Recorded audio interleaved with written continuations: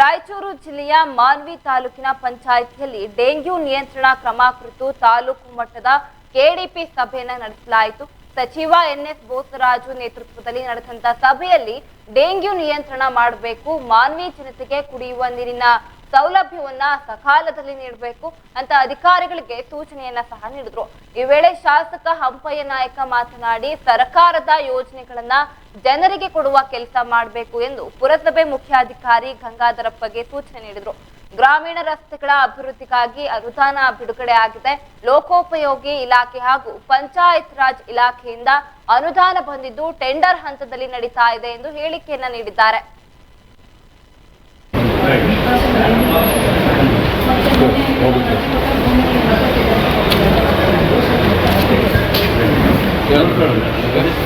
ಬಂದಿದ್ದು ಡಿಸ್ಪೋಸಲ್ ಆಗಬೇಕು. ಇಲ್ಲಾರು ಕೈ ಇಲ್ಲ ಕಾಲು ಪಾತ್ರ ಎಲ್ಲೆಂದು ಚೇರ್ ಇಟ್ಕೊಂಡು ಬರ್ತಾರೆ. ಅವರಿಗೆ ದೇಶಕ್ಕೆ ಸೇವೆ ಮಾಡಿದರು. ಅವ್ರು ತಿಳ್ಕೊಂಬಂದು ನಾವು ಹೊರಗಡೆ ಒಂದು ಕೆಲಸಕ್ಕೆ 4 ಬಾರಿ ಅದು ವೆರಿ ಲಿಮಿಟೆಡ್ ಕೇಸ್ ಇರ್ತಾರೆ.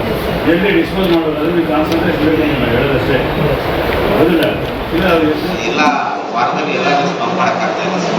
ಒಂದು ಪಂಪು ಹೌಸಿಂಗ್ ಚೇಂಬರ್ ಅಂತ ಅಲ್ಲಿ ಕೆರೆಯಲ್ಲಿ ಕಟ್ಟಿದ್ದೀವಿ ಸರ್. ಪಂಪ್ ಅಲ್ಲಿಂದ ಪಂಪ್ ಮಾಡ್ಬೇಕು ಸರ್. ಅದಕ್ಕೋಸ್ಕರ ಆ ಥರ ಅರೇಂಜ್ಮೆಂಟ್ ಇದೆ ಸರ್.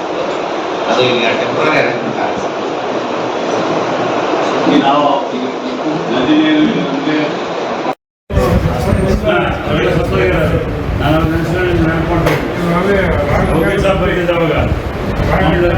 ಅವ್ರ ಮನೇಲಿ ಹೊಲದಾಗ ಮನೇಲಿ ಹೋಗ್ತಿದ್ದೆ ನೀರು ಒಂದಲ್ಲಿ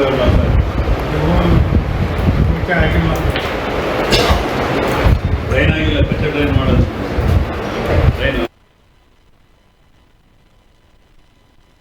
ಶಾಸಕರು ಹಾಗೂ ಸಚಿವರು ಕೆಡಿಪಿ ಸಭೆ ಅಂತ ಹೇಳಿದ್ರೆ ನಮ್ಮ ಸರದಿ ಬರುತ್ತೆ ಅಂತ ಎಚ್ಚರದಿಂದ ಇರೋದನ್ನ ನಾವು ನೋಡ್ತೀವಿ. ಆದ್ರೆ ರಾಯಚೂರು ಜಿಲ್ಲೆಯ ಮಾನ್ವಿಯಲ್ಲಿ ಸಚಿವ ಎನ್ಎಸ್ ಬೋಸರಾಜು ಹಾಗೂ ಶಾಸಕ ಹಂಪಯ್ಯ ನಾಯಕ ನೇತೃತ್ವದಲ್ಲಿ ನಡೆದಂತ ಕೆಡಿಪಿ ಸಭೆಯಲ್ಲಿ ಅಧಿಕಾರಿಗಳು ನಿದ್ರೆಗೆ ಜಾರಿದ್ದು ಅಲ್ಲದೆ ಜೊತೆಗೆ ಏನೋ ಆ ಒಂದು ಸಭೆಯ ಉದ್ದೇಶವನ್ನ ಕೇಳದೆ ಮೊಬೈಲ್ ನೋಡ್ಕೊಂಡು ಮಾತನಾಡುತ್ತಾ ಕಾಲಹರಣ ಮಾಡಿ ಅಗೌರವವನ್ನ ತೋರಿಸಿರೋದು ಇದೀಗ ಬೆಳಕಿಗೆ ಬರ್ತಾ ಇದೆ.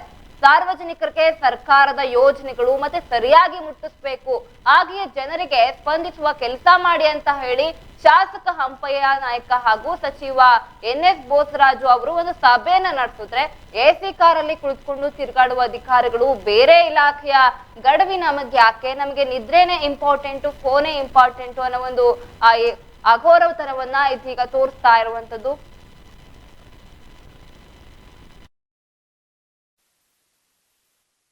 ನಾನು ಇಲ್ಲಿ ಮಾನ್ಯ ಅಂತ ಹೇಳ್ತಾಯಿಲ್ಲ, ಬೇರೆ ಬೇರೆ ಕಡೆಯಿಂದ ನಮ್ಮ ಪಾಂಡ್ಯಲ್ಲಿ ಬಂದು ನಮ್ಗೆ ಜ್ಞಾನ ಕೊಡ್ತಿದ್ದಾರೆ ಸರ್. ನಮ್ಮ ಪಾಂಡ್ಯೆಲ್ಲ ಹೆಸರು ಬಂದಿಲ್ಲ ಅಂತ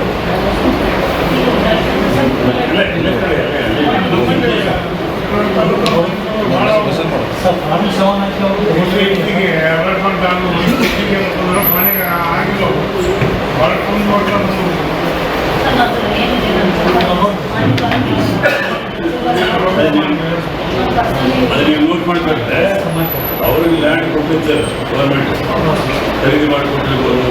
SC ಮಾಡಿಕೊಟ್ಟಂತ ಗೌರ್ಮೆಂಟ್ ಲ್ಯಾಂಡ್ ಮಾಡಬೇಕು.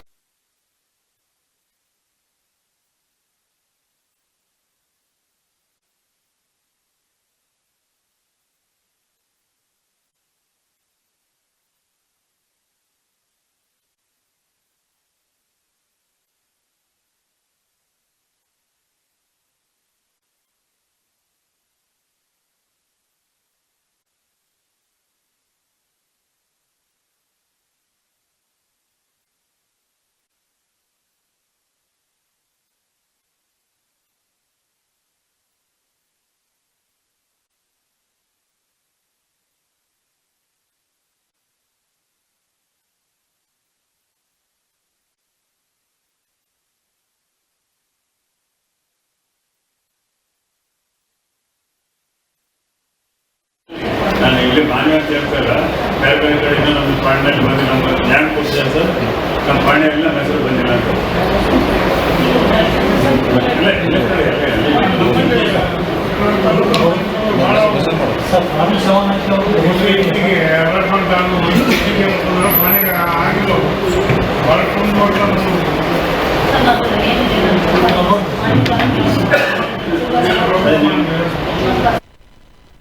ಎಸ್ ನೀವು ನೋಡ್ತಾ ಇದ್ದೀರಾ ಕೆಡಿಪಿ ಸಭೆಯಲ್ಲಿ ಅಧಿಕಾರಿಗಳು ಒಂದು ಸಭೆ ಮಾಡ್ತಾ ಇದ್ರೆ ಇನ್ನು ಉಳಿದಂತಹ ಅಧಿಕಾರಿಗಳು ತಮ್ಮಷ್ಟಕ್ಕೆ ತಾವು ಫೋನ್ ನೋಡ್ಕೊಂಡು ನಿದ್ದೆ ಮಾಡ್ಕೊಂಡು ಕಾಲಹರಣವನ್ನ ಮಾಡ್ತಾ ಇದ್ದಾರೆ. ಒಂದಷ್ಟು ಬೇಜವಾಬ್ದಾರಿತನವನ್ನ ತೋರಿಸ್ತಾ ಇರುವಂತದ್ದು. ಇದ್ರ ಬಗ್ಗೆ ಹೆಚ್ಚಿನ ಮಾಹಿತಿಯನ್ನ ವರದಿಗಾರರಾದಂತಹ ಪರಶುರಾಮ್ ಇದೀಗ ದೂರವಾಣಿ ಸಂಪರ್ಕದ ಮೂಲಕ ನನ್ನೊಟ್ಟಿಗಿದ್ದಾರೆ. ಪರಶುರಾಮ್, ಏನೋ ಒಂದು ಕೆಡಿಪಿ ಸಭೆಯಲ್ಲಿ ಅಧಿಕಾರಿಗಳು ಈ ತರ ಒಂದು ವರ್ತನೆಯನ್ನ ತೋರಿಸಿರೋದು ನಿಜಕ್ಕೂ ಒಂಥರ ಬೇಸರವನ್ನ ವ್ಯಕ್ತಪಡಿಸುತ್ತೆ. ಇದ್ರ ಬಗ್ಗೆ ಏನ್ ಹೇಳ್ತೀರಾ? ರಾಧಿಕಾ, ಏನಂತಂದ್ರೆ ರಾಜ್ಯ ಸರ್ಕಾರದ ಸಚಿವ ಸಂಪುಟದ ಸಚಿವರು ಹಾಗೂ ಶಾಸಕರು ಕೆಡಿಪಿ ಸಭೆ ನಡೆಸುತ್ತಾರೆ.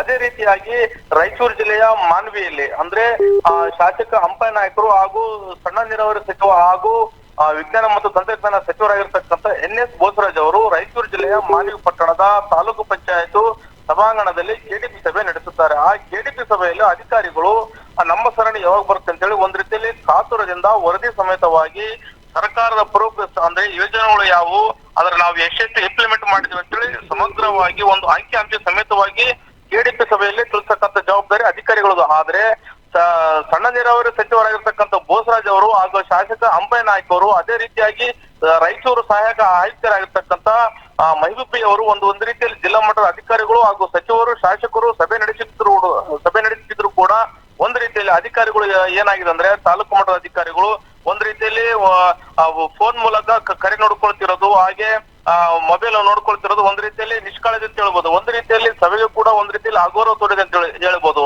ರಾಧಿಕಾ, ಈಗಿದ್ರು ಕೂಡ ಸರ್ಕಾರ ಒಂದ್ ರೀತಿ ಗೈಡೆನ್ಸ್ ಇದೆ, ಅಂದ್ರೆ ಸರ್ಕಾರದ ಕಂಡಕ್ಟ್ ರೂಲ್ಸ್ ನಡತೆ ನಿಯಮಗಳು ಕೂಡ ಒಂದ್ ರೀತಿಯಲ್ಲಿ ಪ್ರಮುಖವಾಗಿ ಕಾಣುತ್ತೆ. ಆದ್ರೆ ಕೆಲ ಅಧಿಕಾರಿಗಳು ನಾವು ದೃಶ್ಯಾವಳಿಯಲ್ಲಿ ನೋಡ್ತಾ ಇದೀವಿ, ವಿಡಿಯೋದಲ್ಲಿ ಅಧಿಕಾರಿಗಳು ಒಂದ್ರಲ್ಲಿ ಕರೆ ಮಾಡಿಕೊಂಡು ಮಾತಾಡ್ತಿರೋದು, ಹಾಗೆ ಮೊಬೈಲ್ ನೋಡ್ಕೊಂಡು ಕೂತ್ಕೊಳ್ತಿರೋದು. ಅಂದ್ರೆ ಹಾಗಾದ್ರೆ ಸಚಿವರು ಹಾಗೂ ಶಾಸಕರು ಸಭೆ ನಡೆಸುವುದರ ಏತಕ್ಕೆ ಅಂತ ಒಂದ್ ರೀತಿಯಲ್ಲಿ ಅಲ್ಲಿರ್ತಕ್ಕಂಥ ಪತ್ರಕರ್ತರಿಗೆ ಒಂದ್ ರೀತಿ ಪ್ರಶ್ನೆ ಆಗಿ ಕಾಡಿತು.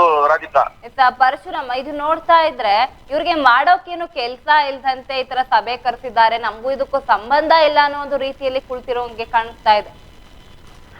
ರಾಧಿಕಾ, ಏನಂತಂದ್ರೆ ಸತ್ಯ. ಯಾಕಂತಂದ್ರೆ ಯಾವುದೇ ಇಲಾಖೆ ಅಧಿಕಾರಿಗಳು ಇಡೀ 32 ಇಲಾಖೆಗಳು ಕೂಡ ಕಾರ್ಯಪ್ರವೃತ್ತರಾಗಿ ಕೆಡಿಪಿ ಸಭೆಯಲ್ಲಿ ಸಮಗ್ರವಾಗಿ ಅಂಕಿ ಸಮೇತವಾಗಿ ಅಥವಾ ಇನ್ನ ಯಾವ ಹಂತದಲ್ಲಿ ಇದೇನೆ ಅಥವಾ ಹಂತದಲ್ಲಿ ಮುಗಿದಿದ್ದೇನೆ ಅಂತ ಹೇಳ್ತಕ್ಕಂಥ ಜವಾಬ್ದಾರಿ ಆಯಾ ಇಲಾಖೆ ಅಧಿಕಾರಿಗಳ ಜವಾಬ್ದಾರಿ. ಆದ್ರೆ ಸಣ್ಣ ನೀರಾವರಿ ಸಚಿವರಾಗಿರ್ತಕ್ಕಂಥ ಬೋಸರಾಜ್ ಅವರು ಹಾಗೂ ಮಾನ್ವಿ ಶಾಸಕ ಅಂಪಯ್ಯ ನಾಯ್ಕ ಅವರು ಸಭೆ ನಡೆಸಿದ್ರು ಕೂಡ ಒಂದ್ ರೀತಿಯಲ್ಲಿ ಕೆಲ ಅಧಿಕಾರಿಗಳು ಅಂದ್ರೆ ನಾವು ದೃಶ್ಯಾವಳಿಯಲ್ಲಿ ಒಂದ್ ರೀತಿಯಲ್ಲಿ ಸಂಗ್ರಹ ಮಾಡಿದಾಗ ಅಂದ್ರೆ ಅಧಿಕಾರಿಗಳು ಯಾವ ರೀತಿಯಲ್ಲಿ ಇದ್ದಾರೆ, ಎಚ್ಚರಿಕೆಯಿಂದ ಇದಾರಲ್ಲ ಅಂತ ನಾವು ಒಂದ್ ರೀತಿಯಲ್ಲಿ ಸಮಗ್ರವಾಗಿ ಒಂದ್ ರೀತಿಯಲ್ಲಿ ನಾವು ಅವ್ರನ್ನ ಅಬ್ಸರ್ವ್ ಮಾಡಿದಾಗ ಅಧಿಕಾರಿಗಳು ನಿದ್ದೆ ಮಾಡ್ತಿರೋದು ಕೂಡ ಒಂದ್ ರೀತಿಯಲ್ಲಿ ಕಾಣ್ತಾ ಇತ್ತು. ಅದೇ ರೀತಿಯಾಗಿ ಮೊಬೈಲ್ ನೋಡ್ಕೊಳ್ತಾ ಇರ್ತಾ ಇದ್ರು, ಅದು ಕೂಡ ಒಂದ್ ರೀತಿಯಲ್ಲಿ ಕಾಣ್ತಾ ಇದೆ. ಅದೇ ರೀತಿಯಾಗಿ ಫೋನ್ ಕರೆ ಮೂಲಕ ಸಭೆಯಲ್ಲೇ ಮಾತಾಡ್ತಾ ಇದಾರೆ ಅಥವಾ ಈ ರೀತಿಯಾಗಿ ಒಂದ್ ರೀತಿಯಲ್ಲಿ ಅಗೌರವ ತೋರಿದಾರೆ ಅಂದ್ಮೇಲೆ ಯಾರಿಗೆ ಮರ್ಯಾದೆ ಕೊಡ್ತಾರೆ ಇಂಥ ಅಧಿಕಾರಿಗಳು? ಅಂದ್ರೆ ಸ್ವಲ್ಪನ ಕಾಳಜಿ ಇದೆ ಅಧಿಕಾರಿಗಳಿಗೆ. ಸಭೆ ಅಂದ್ಮೇಲೆ ಒಂದ್ ರೀತಿಯಲ್ಲಿ ಎಚ್ಚರದಿಂದ ಇರಬೇಕು. ಅದೇ ರೀತಿಯಾಗಿ ಒಂದ್ ರೀತಿಯಲ್ಲಿ ಯಾವುದೇ ಕರೆಗಳು ಬಂದಾಗ ಒಂದ್ ರೀತಿ ತಮ್ಮದೇ ಆದಂತ ಅಧಿಕಾರಿಗಳು PIಗಳು ಇರ್ತಾರೆ, ಆ ಸಂಬಂಧಪಟ್ಟ ಅಧಿಕಾರಿಗಳು ಕೇಳ್ತಕ್ಕಂಥ ಮೀಟಿಂಗ್ ಅಲ್ಲಿ ಇದ್ದಾರೆ ಸರ್ ಅಂತ ಹೇಳ್ತಕ್ಕಂಥ ಜವಾಬ್ದಾರಿ ಆಯಾ ತಾಲೂಕು ಮಟ್ಟದ ಅಧಿಕಾರಿಗಳು ಇರ್ತಾರೆ ಅಂತ ನೋಡ್ತಾ ಇದೀವಿ.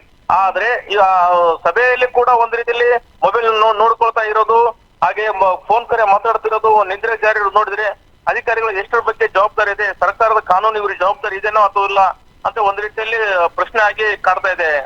ರಾಧಿಕಾ, ಪರಶುರಾಮ್, ಇಲ್ಲಿ ಅಧಿಕಾರಿಗಳಿಗೆ ಒಂದು ಕಡೆ ಶಿಸ್ತಿನ ಪಾಠ ಮಾಡ್ಬೇಕು ಅಂತ ಕಾಣಿಸುತ್ತೆ. ಯಾಕಂದ್ರೆ ಒಂದು ಸಭೆಗೆ ಬಂದಾಗ ನಾವು ಯಾವ ತರ ವರ್ತನೆ ಮಾಡ್ಕೋಬೇಕು ಅಂತ ಅವ್ರಿಗೆ ಇನ್ನೂ ಒಂದ್ ಸ್ವಲ್ಪ ಜ್ಞಾನೋದಯ ಆಗಿಲ್ವಾ? ಅವ್ರು ಇಷ್ಟ ಬಂದಂಗೆ ಅವರು ವರ್ತನೆ ಮಾಡ್ತಾ ಇದ್ದಾರೆ ಅಂತ ಹೇಳಿದ್ರೆ ಈ ಶಿಸ್ತು ಅನ್ನೋ ಪದಕ್ಕೆ ಇವ್ರಿಗೆ ನಿಜವಾಗ್ಲೂ ಅರ್ಥ ಗೊತ್ತಿದ್ಯಾ ಅಂತ?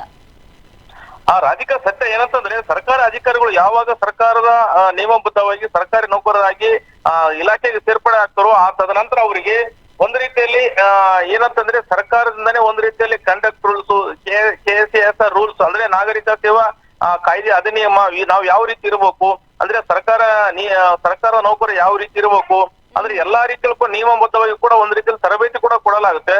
ಆದ್ರೆ ತರಬೇತಿ ಪಡೆದಿದ್ರು ಕೂಡ ಇವರು ಅಧಿಕಾರಿಗಳು ಶಿಕ್ಷಣವಂತರು ಆದ್ರೂ ಬುದ್ಧಿವಂತರು, ಇಷ್ಟೆಲ್ಲ ಗೊತ್ತಿದ್ರು ಕೂಡ ಒಂದು ಕೆಡಿಪಿ ಸಭೆಗೆ ಅಂದ್ರೆ ಸಚಿವರು ನಡೆಸ್ತಕ್ಕಂಥ ಸಭೆಗೆ ಹಾಗೂ ಶಾಸಕ ನಡೆಸ್ತಕ್ಕಂಥ ಸಭೆಗೆ ಒಂದ್ ರೀತಿಯಲ್ಲಿ ಅಗೌರವ ತೋರಿ ಇವರು ತಮ್ಮದೇ ಆಟ ಸಚಿವರು ತಮ್ಮ ಪಡೆ ತಾವು ಕೆಡಿಪಿ ಸಭೆ ಮಾಡ್ತಾರೆ, ಶಾಸಕರು ತಮ್ಮ ಪಡೆ ತಾವು ಕೆಡಿಪಿ ಸಭೆ ಮಾಡ್ತಾರೆ. ನಾವು ಮೊಬೈಲ್ ಆದ್ರೂ ನೋಡ್ಬೋದು ಅಥವಾ ನಿದ್ದೆ ಆದ್ರೂ ಮಾಡಬಹುದು ಅಥವಾ ಮೊಬೈಲ್ ಅಲ್ಲಿ ಮಾತಾಡ್ತಾ ಇರ್ಬೋದು ಅಂತೇಳಿ ಒಂದ್ ರೀತಿಯಲ್ಲಿ ಅಧಿಕಾರಿಗಳು ಹಾಡಿದ್ದೆ ಆಟ ಆಗಿದೆ. ನನ್ನದೊಂದು ಪ್ರಶ್ನೆ ಪರಶುರಾಮ್, ಈ ಫೋನ್ ನೋಡ್ಕೊಂಡ್ ಕುತ್ಕೊಳ್ಳೋದಕ್ಕೆ ಅಥವಾ ನಿದ್ದೆ ಮಾಡ್ಕೊಂಡ್ ಕುತ್ಕೊಳ್ಳೋದಕ್ಕೆ ಈ ಕೆಡಿಪಿ ಸಭೆನ ಯಾಕಾಗಿರ್ಬೇಕಾಗಿತ್ತು? ಮನೇಲಿ ಇರ್ಬೋದಾಗಿತ್ತಲ್ಲ ಆರಾಮಾಗಿ?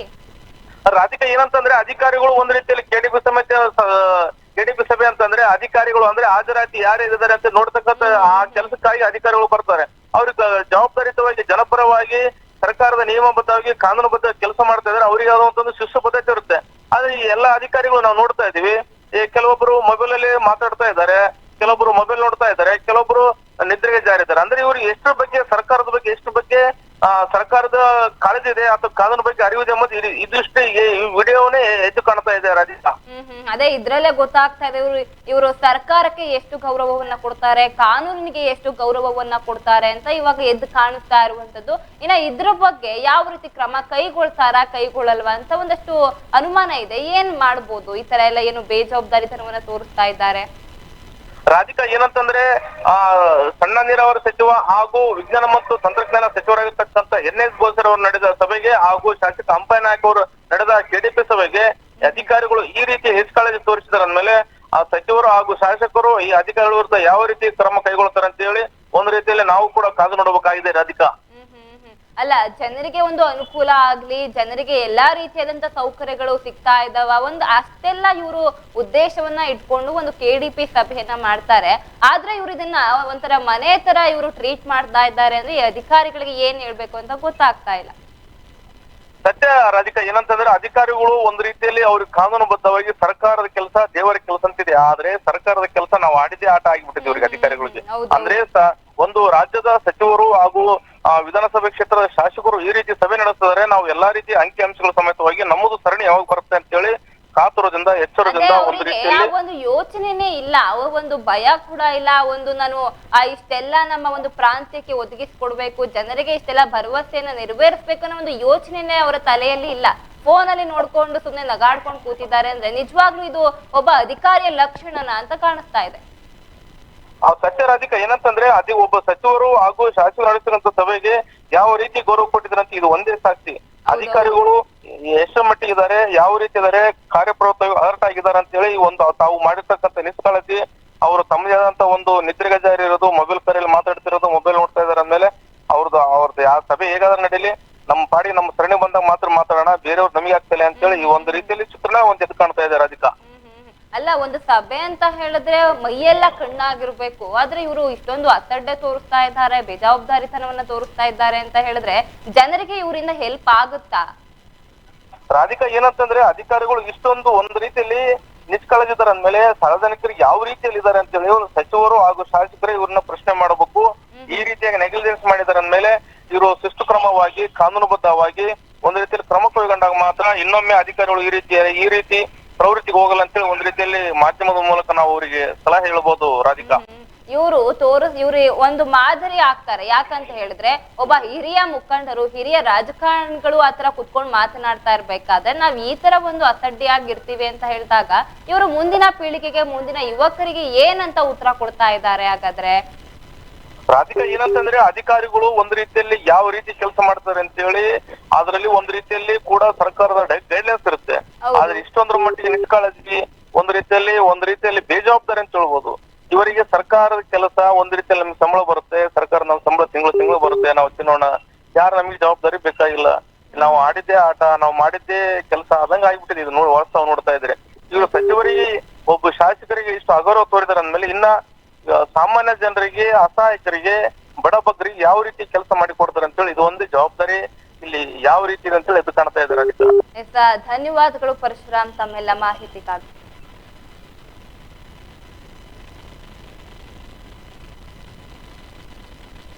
ನೀವು ನೋಡ್ತಾ ಇದ್ದೀರಾ ಒಂದು ವಿಡಿಯೋದಲ್ಲಿ ಆ ಹಿರಿಯ ಮುಖಂಡರು ಕೂತ್ಕೊಂಡು ಒಂದಷ್ಟು ಸಲಹೆಗಳನ್ನ ಕೊಡ್ತಾ ಇದ್ದಾರೆ ಜನರಿಗೆ ತಲುಪುವಂತ ಏನೋ ಒಂದು ಉದ್ದೇಶ ಪೂರ್ವಕವಾಗಿ ಇವರು ಈ KDP ಸಭೆಯನ್ನ ಮಾಡಿರ್ತಾರೆ. ಆದ್ರೆ ಅಲ್ಲಿಗೆ ಬಂದಿರುವಂತ ಅಧಿಕಾರಿಗಳು, ಬೇರೆ ಸಿಬ್ಬಂದಿಗಳು ಏನ್ ಮಾತಾಡ್ತಾ ಇದ್ದಾರೆ ಅಂತಾನು ಕೇಳಿಸ್ಕೊಳ್ದಂತೆ ಆ ಒಂದು ಫೋನ್ ಇಟ್ಕೊಂಡು ನೋಡ್ಕೊಂಡು ಆ ಒಂದು ವಿಡಿಯೋಗಳನ್ನ ಸ್ಕ್ರಾಲ್ ಮಾಡ್ಕೊಳ್ಳೋದಿರ್ಬೋದು, ಅಥವಾ ಏನೋ ಅವ್ರಿಷ್ಟ ಒಂದು ಪರ್ಸನಲ್ ಫೋನ್ ಕಾಲ್ ಅಟೆಂಡ್ ಮಾಡೋದಿರ್ಬೋದು. ಈ ತರ ಎಲ್ಲ ವರ್ತನೆಯನ್ನ ಮಾಡೋದಕ್ಕೆ ನಿಮ್ಗೆ KDP ಸಭೆನೇ ಒಂದು ಮುಖ್ಯ ಕಾರಣ ಆಯ್ತಾ? ಒಬ್ಬ ಹಿರಿಯ ಮುಖಂಡರು ಏನೋ ಭಾಷಣ ಮಾಡ್ತಾ ಇದ್ದಾರೆ, ಏನೋ ಹೇಳ್ತಾ ಇದ್ದಾರೆ ಅಂತ ಹೇಳಿದ್ರೆ ಮುಖ್ಯ ಅಧಿಕಾರಿಗಳಾಗಿ ನೀವು ಏನ್ ಮಾತನಾಡ್ತಾ ಇದ್ದಾರೆ, ನೆಕ್ಸ್ಟ್ ನನ್ನ ಒಂದು ಟರ್ನ್ ಬರುತ್ತೆ, ನಾನು ಏನ್ ಮಾತನಾಡ್ಬೇಕು, ಇದಕ್ಕೆ ನಾನೇನ್ ಸಬೂಬನ್ನ ನೀಡಬೇಕು, ನನ್ನ ಒಂದು ಪ್ರಾಂತ್ಯದಲ್ಲಿ ಏನೆಲ್ಲ ತೊಂದರೆ ಆಗ್ತಾ ಇದೆ, ಇದಕ್ಕೆ ಯಾವ ರೀತಿಯಾದಂತ ನಾನು ಅನುದಾನವನ್ನ ಪಡಿಬೇಕು, ಇಷ್ಟೆಲ್ಲ ನಿಮ್ಮ ಅಧಿಕಾರಿಗಳಾಗಿ ನಿಮ್ಗೆ ಕರ್ತವ್ಯ ಅನ್ನೋದು ಇರುತ್ತೆ. ಆದ್ರೆ ನೀವು ಈ ಕೆಡಿಪಿ ಸಭೆಯಲ್ಲಿ ಆ ರಾಜಕಾರಣಿಗಳು, ಅದು ಹಿರಿಯ ಮುಖಂಡರು ಮಾತನಾಡ್ತಾ ಇರುವ ಒಂದು ವೇಳೆಯಲ್ಲಿ ನೀವು ನಿಮ್ಮಷ್ಟಕ್ಕೆ ನೀವು ನಂದೇ ರಾಜ್ಯಭಾರ್ಯ, ಇದು ನಂದೇ ಮನೆ ಅನ್ನೋ ತರ ನೀವು ಆರಾಮಾಗಿ ಕೂತ್ಕೊಂಡು ಆ ಒಂದು ಫೋನ್ ನೋಡ್ತಾ ಇದ್ದೀರಾ, ನಿದ್ರೆ ಮಾಡ್ತಾ ಇದ್ದೀರಾ ಅಂತ ಹೇಳಿದ್ರೆ, ನಿದ್ರೆ ಮಾಡೋದಕ್ಕೆ ಫೋನ್ ನೋಡೋದಕ್ಕೆ ನೀವ್ ಯಾಕೆ ಕೆಡಿಪಿ ಸಭೆಗೆ ಬರ್ಬೇಕಾಯ್ತು? ಮನೆಯಲ್ಲಿ ಆರಾಮಾಗಿ ಇರ್ಬೋದಾಗಿತ್ತಲ್ಲ. ಅದೇ ನಿಮ್ಗೆ ಏನಂತ ಹೇಳಿದ್ರೆ ಈ ಕಡೆ ಓದಂಗಿರ್ಬೇಕು, ಈ ಕಡೆ ಅವನು ಸತ್ತಂಗಿರ್ಬೇಕು, ಈ ಕಡೆ ಕೋಲು ಮುರಿಬಾರ್ದು ಅನ್ನೋ ಒಂದು ಯೋಚನೆ ಇದೆಯಲ್ಲ, ನಿಜವಾಗ್ಲೂ ಅಧಿಕಾರಿಗಳೇ ಇದೆಲ್ಲ ಶೋಭೆಯನ್ನ ತರೋದಿಲ್ಲ. ಈ ತರ ಎಲ್ಲ ಆದ್ರೆ ಆ ಒಂದು ಗ್ರಾಮದ ಅಭಿವೃದ್ಧಿ ಹೇಗಾಗತ್ತೆ? ನಿಮ್ಗೆ ಅಷ್ಟೊಂದು ಇಂಪಾರ್ಟೆಂಟ್ ಆಗಿತ್ತಾ ಮೊಬೈಲ್ ನೋಡೋದು, ಆ ನಿದ್ರೆ ಮಾಡೋದು, ಆ ಒಂದು ಸಭೆಯಲ್ಲಿ ನಿಜವಾಗ್ಲೂ ಇಷ್ಟೊಂದು ಇಂಪಾರ್ಟೆಂಟ್ ಆಗಿತ್ತಾ ಅನ್ನೋದೇ ಒಂದು ಪ್ರಶ್ನೆ ಆಗ್ತಾ ಇದೆ. ಒಬ್ಬ ಅಧಿಕಾರಿಗಳಾಗಿ ನೀವು ಒಂದು ಬೇಕಾಬಿಟ್ಟಿಯ ಒಂದು ವರ್ತನೆಯನ್ನ ತೋರಿಸಿದ್ದೀರಿ ಅಂತ ಹೇಳಿದ್ರೆ ನೀವ್ ಏನು ಕಾನೂನಿಗೆ ಗೌರವವನ್ನ ಕೊಡ್ತೀರಾ? ನಿಮ್ಮ ಕೆಲಸಕ್ಕೆ ಏನು ನೀವು ಆ ಗೌರವವನ್ನ ಕೊಡ್ತೀರಾ? ಅಲ್ಲಿ ನೆರೆದಿರುವಂತ ನಿಮ್ಮ ಹಿರಿಯ ಮುಖಂಡರಿಗೆ ನೀವು ನಿಜವಾಗ್ಲೂ ಗೌರವವನ್ನ ಕೊಡ್ತಾ ಇದ್ದೀರಾ? ನೀವು ಅಲ್ಲಿ ಬರ್ಲಿ ಅಂತ ಹೇಳಿ AC ಕಳ್ಸಿಕೊಡ್ತಾರೆ, ಅಲ್ಲೆಲ್ಲ ಕುತ್ಕೊಂಡು ಇರ್ತೀರಾ ಅಂತ ಹೇಳಿದ್ರೆ ಈ ಸುಖಕ್ಕೆ ಯಾಕೆ ಬರ್ಬೇಕಾಗಿತ್ತು? ಆರಾಮ ಇರ್ಬೋದಾಗಿತ್ತಪ್ಪ. ಈ ತರ ಎಲ್ಲ ನೀವು ಮಾಡೋದನ್ನ ಮುಂದಿನ ಯುವ ಪೀಳಿಗೆಗಳು ನೋಡಿದ್ರೆ, ಅಯ್ಯೋ ಇಷ್ಟೇನಾ, ನಾವ್ ಇಲ್ಲಿ ಇಷ್ಟೊಂದು ಕಷ್ಟ ಪಡ್ತಾ ಇದ್ದೀವಿ, ಅವ್ರ ಎಷ್ಟು ಆರಾಮಾಗಿ, ಈ ತರ ಒಂದಷ್ಟು ಮಾತುಗಳು ಬರುತ್ತೆ. ಇದನ್ನೆಲ್ಲ ನೀವು ನಿಜವಾಗ್ಲೂ ಕಂಟ್ರೋಲ್ ಮಾಡ್ಕೋಬೇಕು. ಅಧಿಕಾರಿಗಳು ಹೇಗಿರ್ಬೇಕು? ಜ್ಞಾನ ಕೊಡ್ತಾರೆ ಸರ್, ನಮ್ಮ ಪಾಣಿಯಲ್ಲಿ ನಮ್ಮ ಹೆಸರು ಬಂದಿದೆ.